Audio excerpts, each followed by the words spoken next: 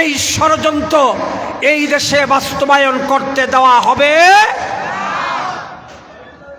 তিনটা জিনিস কি কি? এক নাম্বার হলো ঈমান বিধ্বংসী, দুই নাম্বার হলো দেশ বিরোধী, তিন নাম্বার হলো নির্লজ্জতা, বেহায়াপনা, যৌন সুরসুরি, ছোট ছোট কচি বাচ্চাদেরকে এইগুলি দেওয়ার জন্য তারা সিলেবাসে খুব সূক্ষ্মভাবে এই ব্যবস্থাগুলো তারা রেখেছে। আমি আপনাদেরকে জিজ্ঞেস করতে চাই যে এই যে মানুষের পরিচয় দিতে গিয়ে ডারউইনের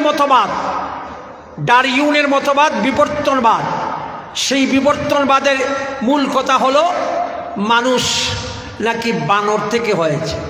নাউজুবিল্লাহ বলবেন না? আরো জোরে বলেন।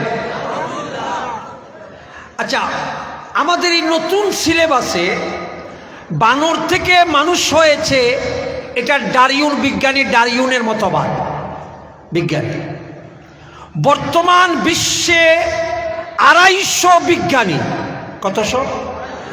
250 বিজ্ঞানী বলেছে যে ডারউইনের এই যে বিবর্তনবাদ মতবাদ, যে মতবাদের মূল কথা হলো মানুষ বানর থেকে এসেছে, এই কথাটা বর্তমান চলমান। সারা বিশ্বের ঝানু শীর্ষ 250 বৈজ্ঞানিক বলছে ডারউইনের এই মতবাদ মিথ্যা, বাতিল, ডাহা, অসত্য, অযুক্তি। তাহলে আমাদের সরকার এবং সরকারের শিক্ষা মন্ত্রণালয় কোন রকম যাচাই বাছাই না করে, একটা তো হলো কোরআন বিরোধী, আর একটা হলো ডারউইনের মতবাদ, এটা বিজ্ঞান বিরোধী। এইসব গাঁজাখুরি কথা আমাদের সন্তানদেরকে শেখানো হবে, এটা কশ্চিন কালেও মেনে নেওয়া যায় না। আমি একটা জিনিস চিন্তা করলাম যে এরা আমাদেরকে বানরের বংশধর বানানোর জন্য এরা এই চেষ্টা কেন করতেছে? এটার কারণ কি জানেন? যদি একবার তারা এই বিষয়টা সফল করতে পারে, বানরের চরিত্র হলো চুরি করা। কথা বলেন ঠিক না বেঠিক? বানর কি চরিত্র? কি চুরি করা না? বানরের চরিত্র হলো লুটপাট করা, বানরের চরিত্র হলো দুর্নীতি করা, বানরের চরিত্র হলো সমকামিতা করা, বানরের চরিত্র হলো বেহায়াপনা, উলঙ্গপনা, নির্লজ্জতা। কথা বলেন ঠিক না বেঠিক? তো ওরা টার্গেট কি? মানুষকে বানরের পরিচয়ে তারা প্রতিষ্ঠিত করতে চায়। এই জন্যই যে তারা যে আকাম কুকামগুলো করতেছে, মানুষ যখন বুঝবে যে না বাবারে মানুষ তো বানর থেকে হয়েছে, সুতরাং চুরি করবে, ব্যাংক চুরি করবে, টাকা চুরি করবে, বলৎকারী করবে, অনাচার করবে, পাপাচার করবে, বেবিচার করবে, অত্যাচার করবে, এটা তখন দোষের থাকবে না। তাদের এইসব আকাম কুকাম, তাদের এইসব দুর্নীতি, চুরি, বাটপাড়ি, এইসব বেহায়াপনা জায়েজ করার জন্য তারা এই ষড়যন্ত্রের আশ্রয় নিয়েছে। কথা বলেন ঠিক না বেটি?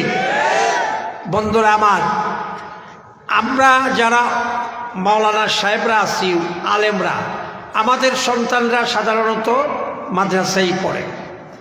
যারা পাবলিকের মধ্যে আওয়ামী লীগ নাই, কথা বলে না কেন? বিএনপি নাই? তো আপনাদের সন্তানরা, বেশিরভাগ আপনাদের সন্তানরাই পড়ে কোথায়? স্কুলে। তো সেই স্কুলের সিলেবাসে যে কোরআন বিরোধী, ঈমান বিরোধী, মানবতা বিরোধী, দেশ বিরোধী, মনুষ্যত্ব বিরোধী যে সিলেবাসগুলো ঢুকানো হচ্ছে, সেই কথাগুলো আমরা আপনাদেরকে ধরাইয়া দিতেছি।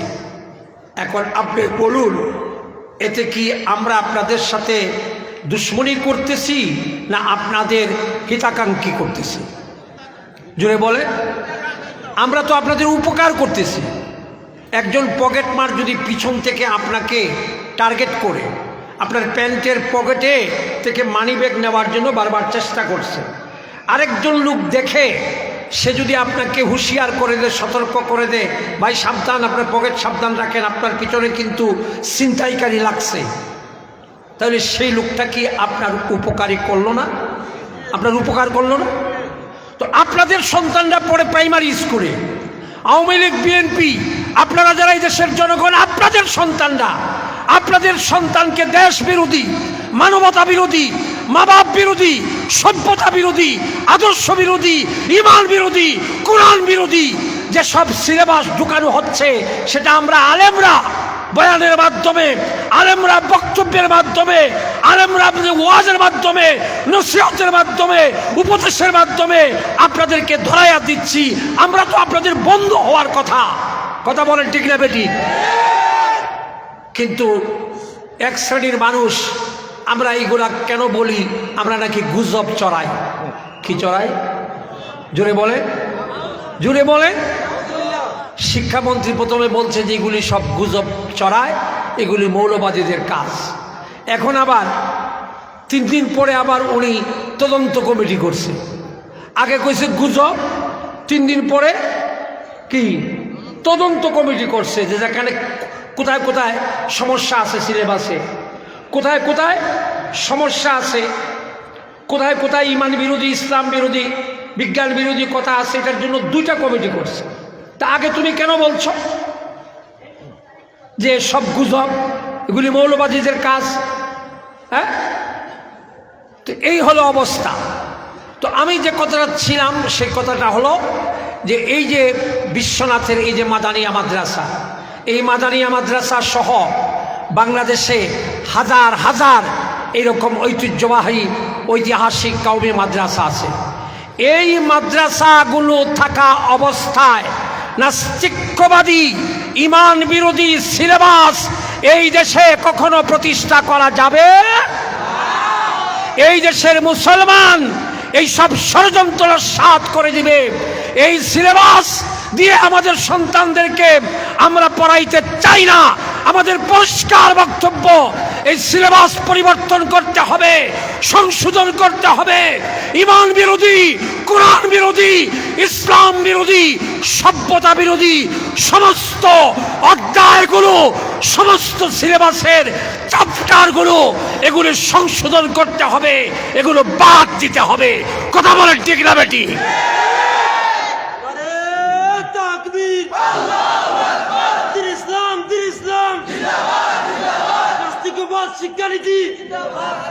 মানি না, মানব না।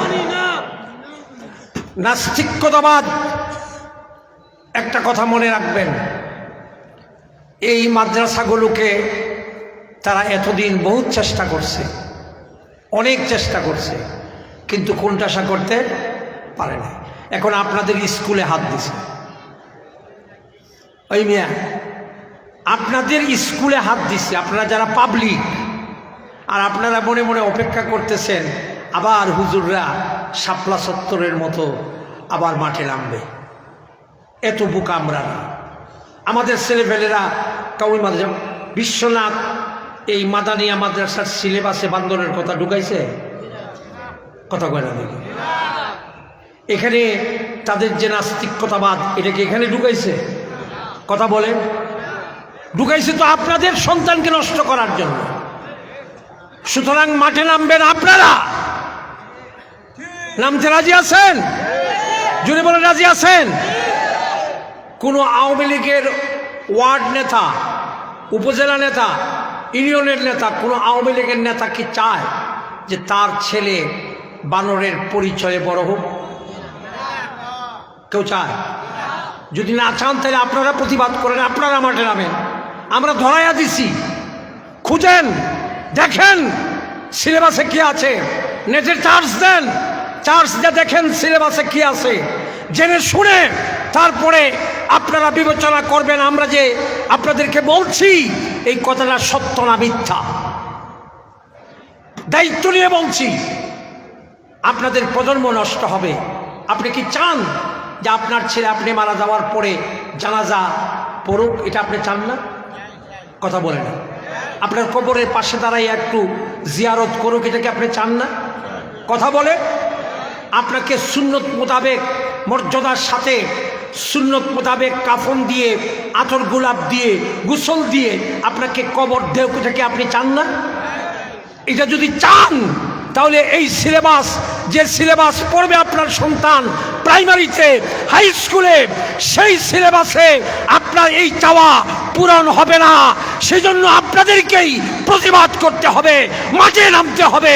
রাজি আছেন কে কে? হাত তুলে দেখা।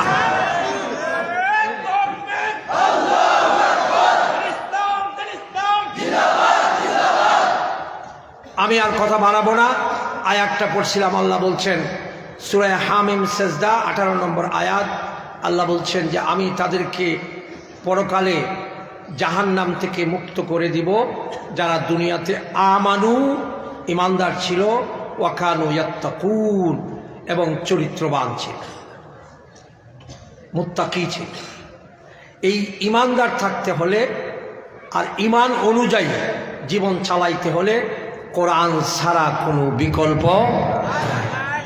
সুতরাং এই কোরআন এবং কোরআনী শিক্ষাকে আমরা গ্রহণ করব, এর বিরুদ্ধে যা কিছু হয় সেটা আমরা প্রত্যাখ্যান করব, সেটা আমরা গ্রহণ করব না। আল্লাহ আমাদের তৌফিক দান করুন, আমিন।